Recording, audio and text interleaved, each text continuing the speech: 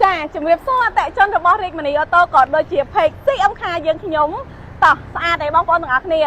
ចាខាងនេះគឺអវតារ07 Pro ចា Pro Plus 025ខ្លាញ់កោប្រភេទឡាន SUV ឡានខ្ពស់ហើយសម្រាប់ខាងនេះវិញគឺស្តុកថ្មីក្តៅចាអវតារ06 Pro Plus ចា025ខ្លាញ់កោដូចគ្នាពណ៌វិញគឺពណ៌ M3 ចាហើយតម្លៃពីរហ្នឹងគឺក្រាស់បងប្អូន promotion លក់ជូនអតិថិជនគឺត្រឹមតែ40000ស្ដើងតែប៉ុណ្ណោះចាសម្រាប់បងប្អូនឲ្យគាត់មកជាវទិញបងរំលោះវាយដូរចាអាចអញ្ជើញមកក្រាស់បងផ្ទាល់បានរថយន្តមាននៅក្នុងស្តុកស្រាប់តែម្ដងតម្លៃមហាធូរស្ដាប់អត់ច្រឡំទេបងចាលក់ជូនអតិថិជនគឺត្រឹមតែ40000ស្ដើងទេចាអវតារ06ប្រភេទ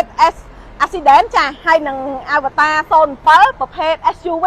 ហើយខាងក្នុងវាគឺស្អាតដូចគ្នាណាបងប្អូនទាំងអស់គ្នាខាងក្នុងខាងក្រៅគឺទំនើប special តនសម័យតែម្ដងអ្នកលក់នេះគឺនិយាយអីប៉ិតតែម្ដងបងប្អូនចាអញ្ចឹងបើបងប្អូនណាមានចំណាប់អារម្មណ៍ចង់មកទស្សនាផ្ទាល់ដល់ទីតាំងចង់មើលផ្ទាល់ហ្មងមិនមើលតាមវីដេអូឯងអូខេ